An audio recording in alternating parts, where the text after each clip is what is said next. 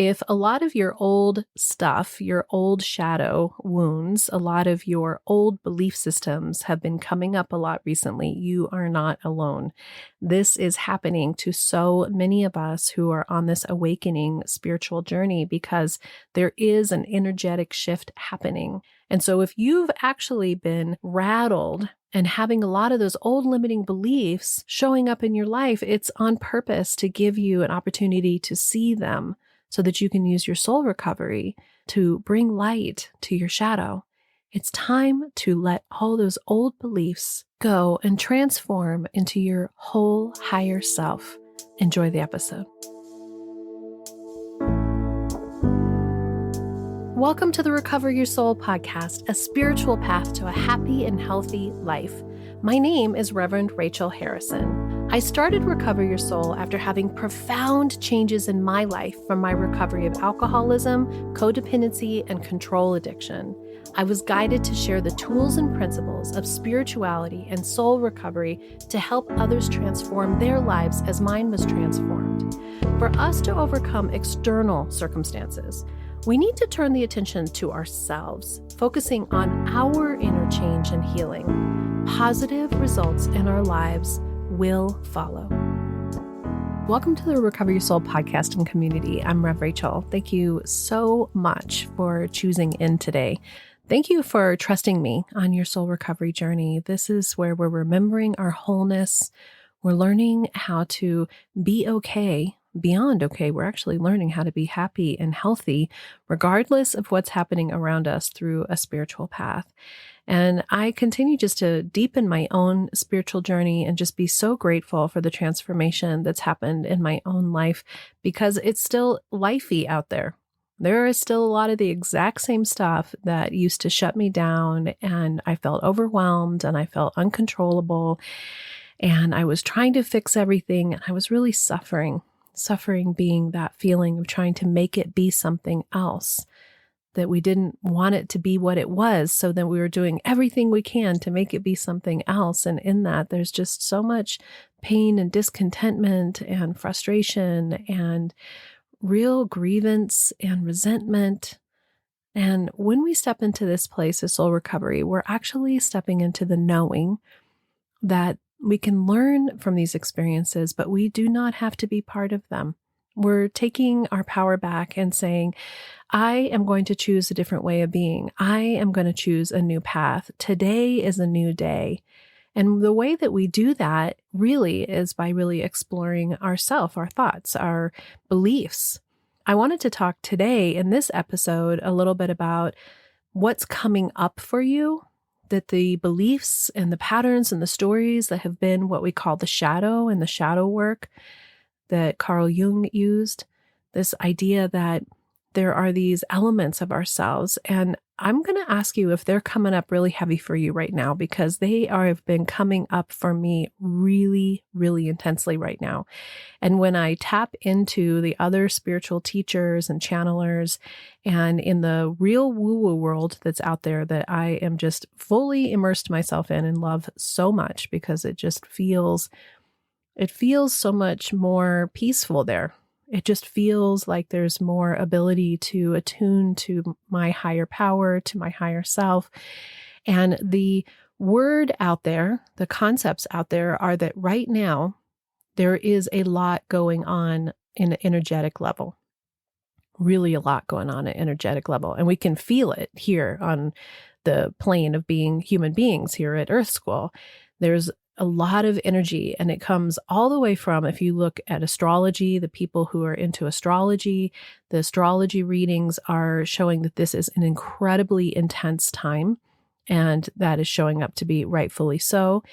And also on the energetic level, even it's so amazing, the solar flares that are happening, that energy on a spiritual level is on purpose, because it's here to awaken, to charge the energy around us, to bring up these pieces of ourselves that are being brought up to be revealed. This is part of the soul recovery process, is to really look at these aspects of ourselves that have these old, tired, limiting beliefs. and for them to come up and be exposed, not for you to reinforce them or to believe in them even more or say, see, this is why my life isn't working. This is what's going on with me.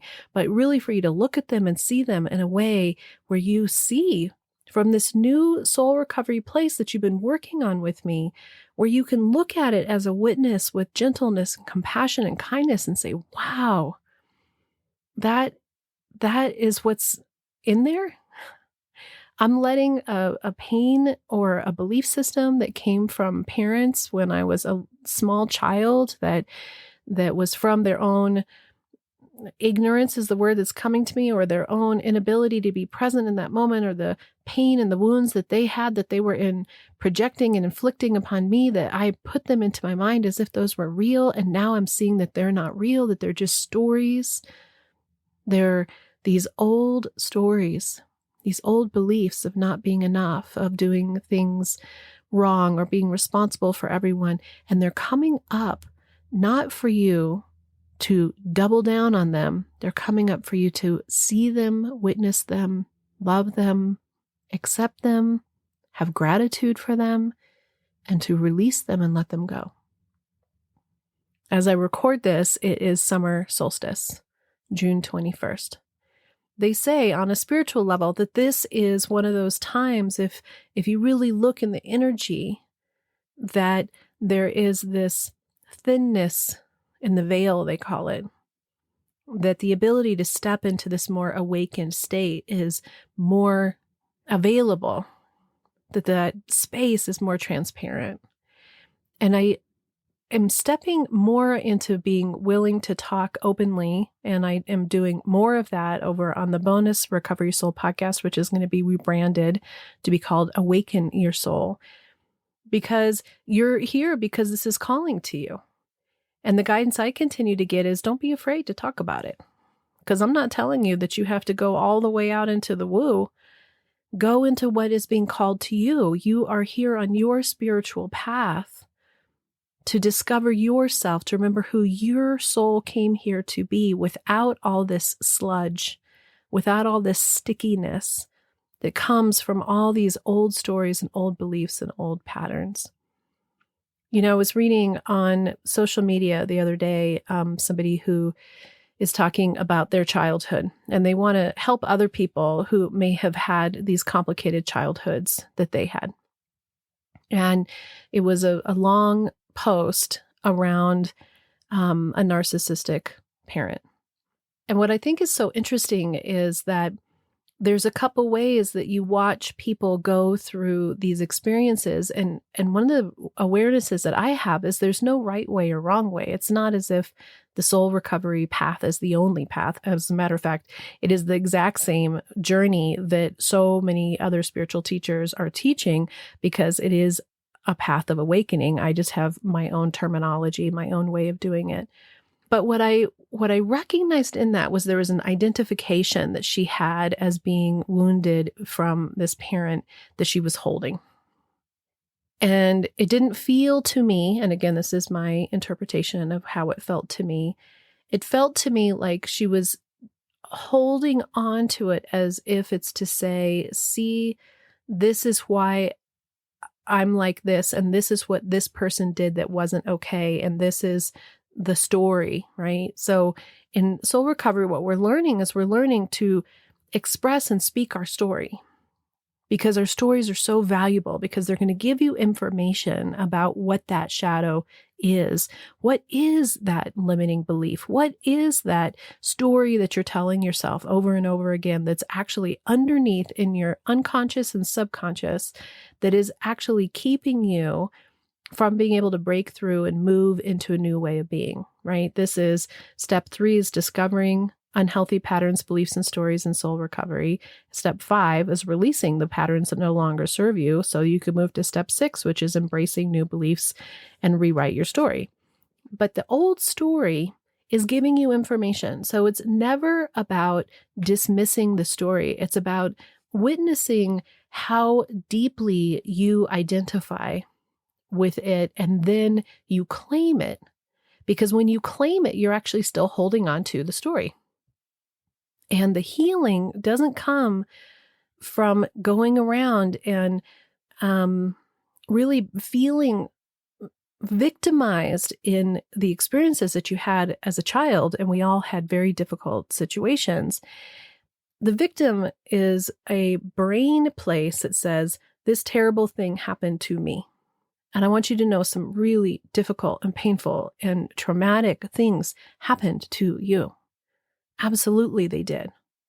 But when we come at it from a spiritual angle, from the soul recovery perspective, we're actually looking at it from this place of curiosity and tenderness and compassion to a younger self and how it felt to them. We are not a victim. We are feeling beings. And the feelings are actually the power of what our souls came here to experience. Feelings are incredibly powerful. They have so much to offer us in information and experience and growth. Feeling feelings and having the experience and then how it feels in your body is really the power of what your soul came here to be. So when you reach back into those experiences, it's as if you take those characters and you stop identifying them as being good or bad or whatever it is. Generally, let's look at a parent, right? Like that this parent was a narcissistic parent. They're playing a role, they're having an experience, and you're holding space for them without any expectation or identification. And that's a big shift sometimes to make, because that's how we're usually taught, is this is what parents do, and this is your mom and your dad, and this is how they're supposed to be, and this is how they screwed up, or this is how they did things right. What we're doing is we're like looking at these souls, like look at it as a soul cluster of these different souls that came in to have this lifetime and to teach each other things and to break patterns. And for some souls, it's to stay in their karma. They don't get to awaken this time, but you are. You're awakening, you're doing it, so you can look at these experiences that you had as a child, and you can take off these labels and expectations, and you can be curious about what it felt like to you. Instead of blaming and naming them as the addictive alcoholic father or the narcissistic unavailable mother or the emotionally unavailable brothers or sisters, or whatever it was. Yes, that is a label that you can give it. Set that aside. Step into your shadow and be curious about how it felt to you. What did that feel like to you? Because that's where the power is. That's where the healing is. It's not about naming the other. You're powerless. That's step 2 in soul recovery. We're powerless over everything outside of ourselves. You are powerless over how they showed up. You're powerless over what their ways of how they reacted to you, said to you out of their own intention or non-intention, whatever it was. But it felt a way to you. And this is really where the healing is. Because when you can touch in and you can begin to really feel those feelings from your younger selves, they will show you the stories and the beliefs that were set up. Are you ready to step into your soul recovery? Visit the website recoveryoursoul.net to learn more about the 9-step soul recovery process. I hope that you'll join us the first Monday of every month for the free soul recovery support group on Zoom, where we learn more about soul recovery and connect with each other. If you'd like to work directly with me to move through the 9-step soul recovery process, I'm here for you, but you can also choose to work the steps on your own with individual modules intended to support you to work at your own pace and on your own time. And if you want even more soul recovery, join us for the Recover Your Soul bonus podcast for Patreon members and Apple Podcast subscribers, where I interview amazing people sharing soul recovery tips for us and also do spiritual book studies. You can also find daily inspiration on Facebook and Instagram and join our private Facebook community. Visit the website for more information, links, and registration for everything. Back to the episode.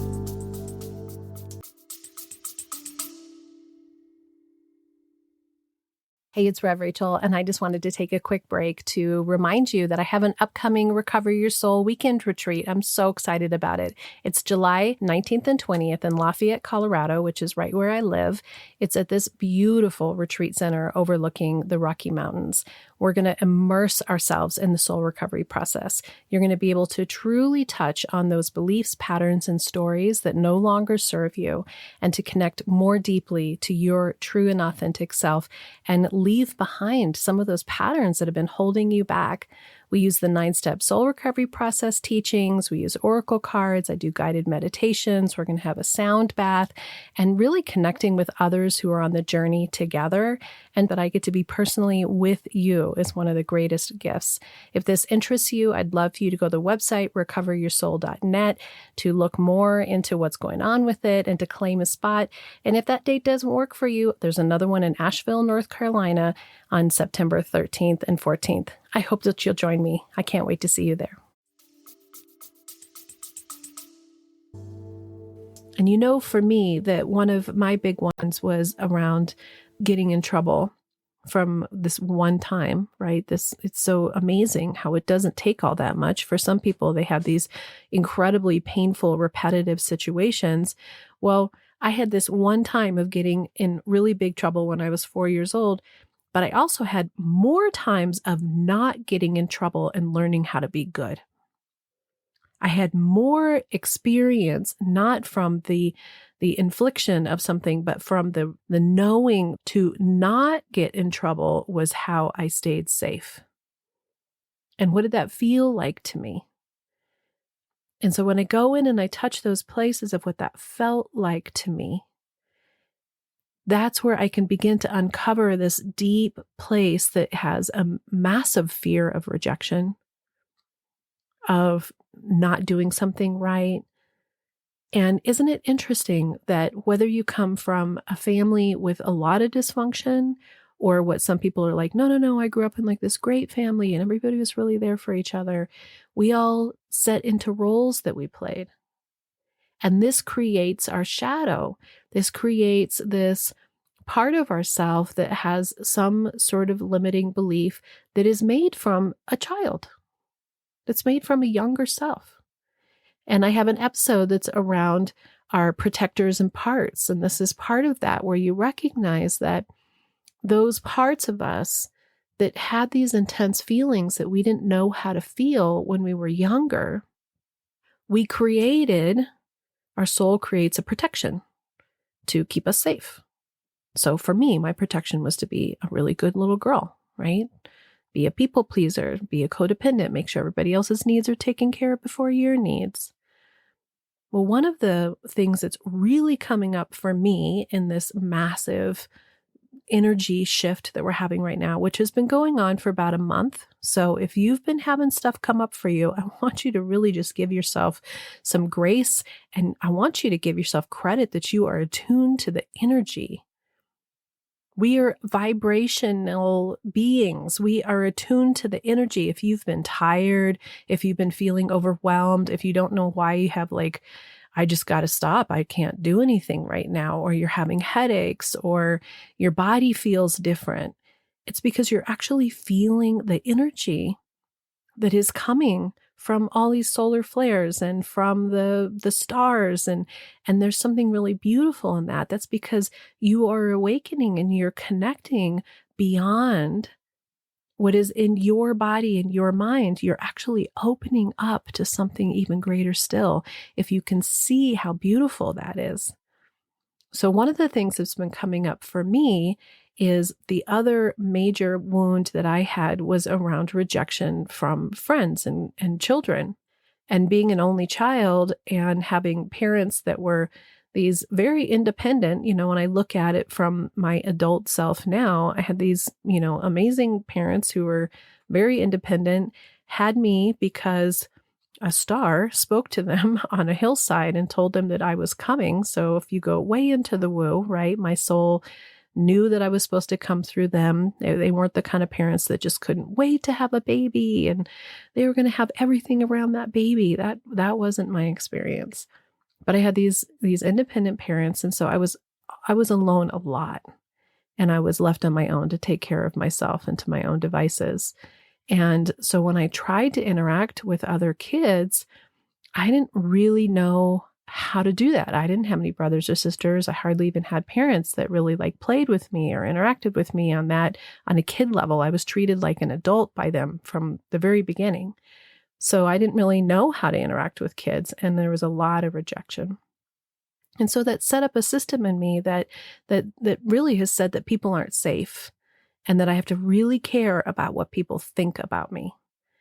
And this has come up in the last month so intensely over and over and over again from all these different angles, all the way from putting together the first draft of the manuscript before I could hand it over to Maddie, who's my co-writer, and let her do her magic, and then we'll rework it together again. When I was writing, and I was in the mix of, first of all, feeling and remembering all the really difficult, painful stories of my life that are part of that book of my own soul recovery process. That was really painful. But what was really painful was all the limiting beliefs that were coming up around, who do you think you are? Who do you think you are to say this, or to have a story to tell, or that you're not a good writer, or you don't know what you're doing? And it was crushing. And it was like, can't even describe it. It was in a way that I had as if everything was really coming up in this way of like, you're going to be like, oh, I just felt like I was going to die. I just felt like I was going to die in my being. And luckily we're in this soul recovery process together where I could hold space for it. It was like I could watch myself from above with the fear of rejection and the fear of not being enough and the fear of everything that is really rooted in the shadow of unworthiness that we all have. And when you look at it from this beautiful space of, imagine you're seeing yourself through the eyes of love, of spirit, of Christ, of God, of source, of your angels, or whatever it is that you call it. And you are looking at yourself through these beautiful eyes. Do you see yourself as broken, as not enough? Of course not.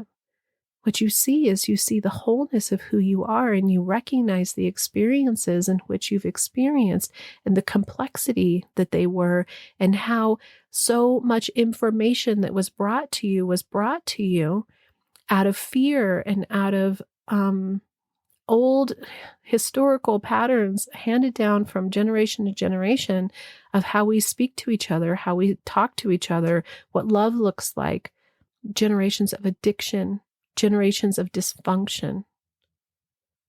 And you see a purity within yourself and a reminder that that's all just story. It's all just story. We don't have to identify with that story, right? So that goes back to when we look at these stories and we can see ourselves with this level of compassion, then it goes back to the of course tool that was a couple episodes ago as well. Of course, this little girl created this story about who she was and how she was supposed to behave. And of course, that moved on into my life going forward, and how I've shown up and how I've tried to get approval from people and what I think I am and how I've been afraid and how my codependency has worked. And then you can just love yourself so much.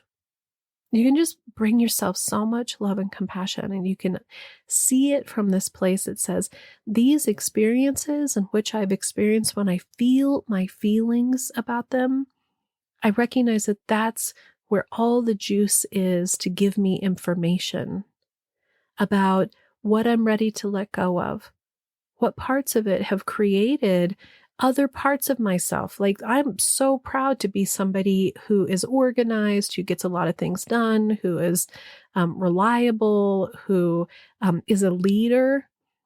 I'm proud of those parts of myself. And they came from these difficult, complicated situations that I went through. Those shadows actually created some of my best qualities. But I don't have to be in those qualities from a shadow place. I can be in those qualities from the bright light that we were all brought here to be.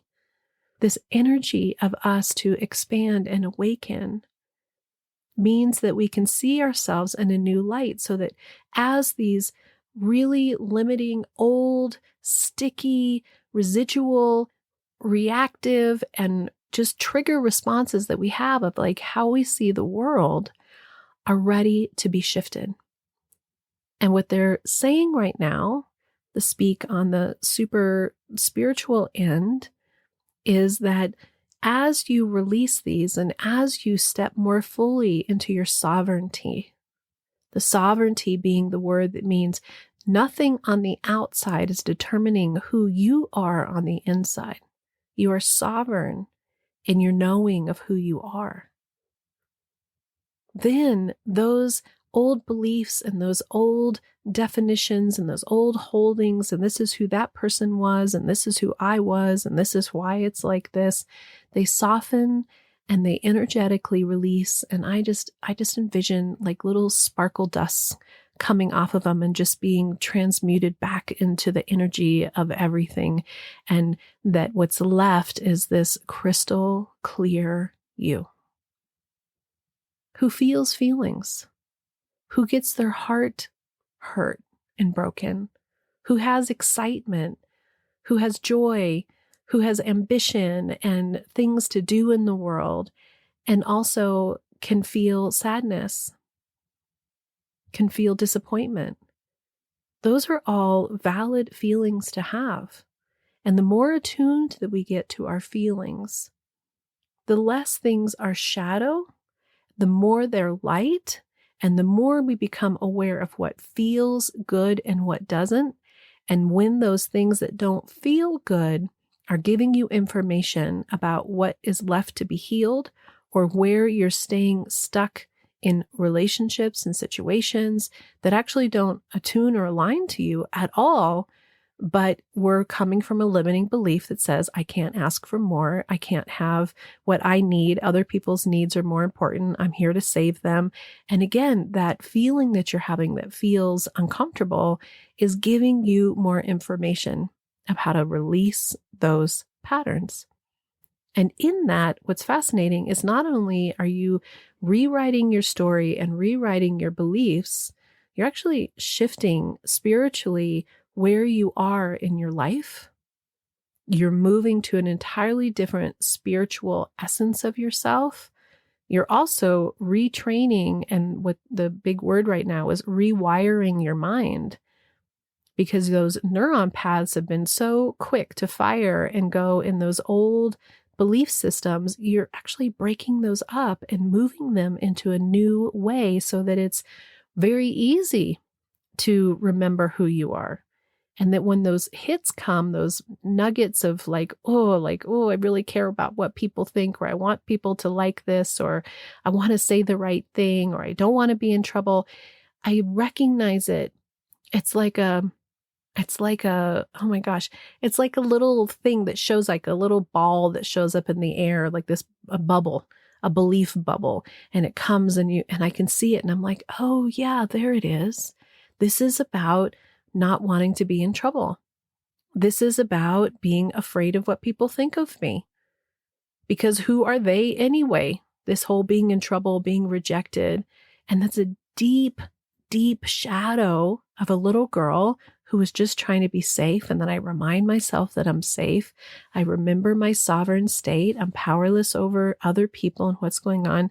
This whoosh of love and compassion comes into my heart. The bubble pops.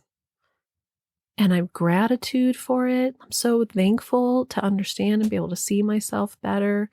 And it gives me that sovereignty and that strength and that connection to my source, higher power, creator, whatever you want to call it, God, Jesus, whatever it is for you. I feel so held and loved in that space, and I feel safe there, so that nothing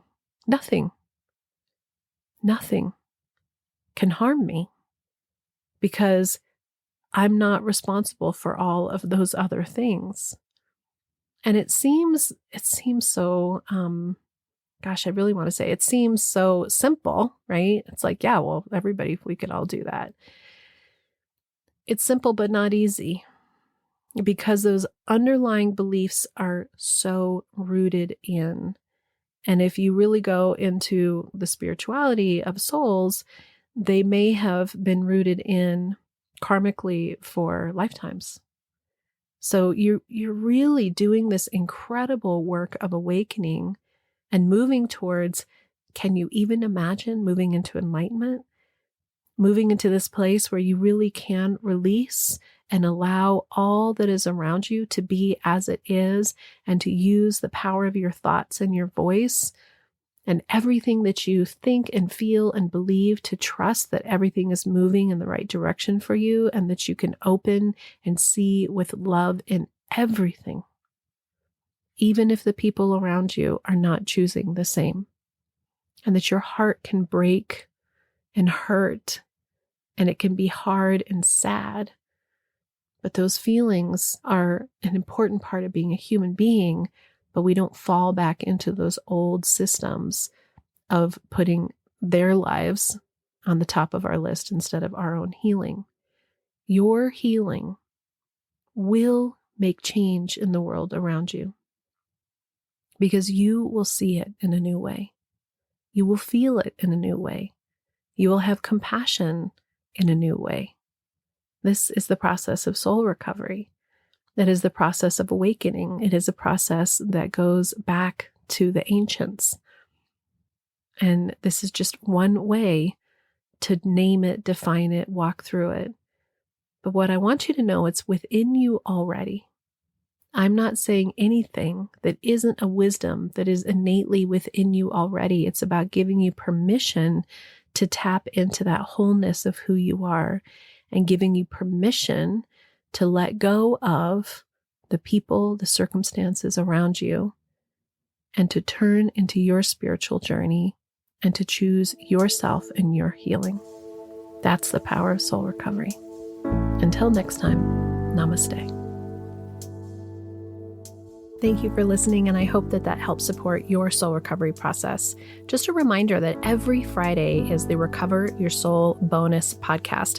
This podcast is for Patreon members and Apple Podcast subscribers. And not only do you get an incredible interview or book study that comes with being part of that community, but your subscribing helps support this podcast and the Recover Your Soul community. If you want to listen to those bonus episodes but can't subscribe right now, do know that you can be a free Patreon member and have access for limited time to new episodes. Visit the website recoveryoursoul.net or check out the show links below for coupons and information for upcoming events. I thank you for sharing this podcast with your friends and family. I thank you for giving it 5 stars, and the reviews that are left bring tears to my eyes. I am honored to be part of your life. Together, we can do the work that will recover your soul.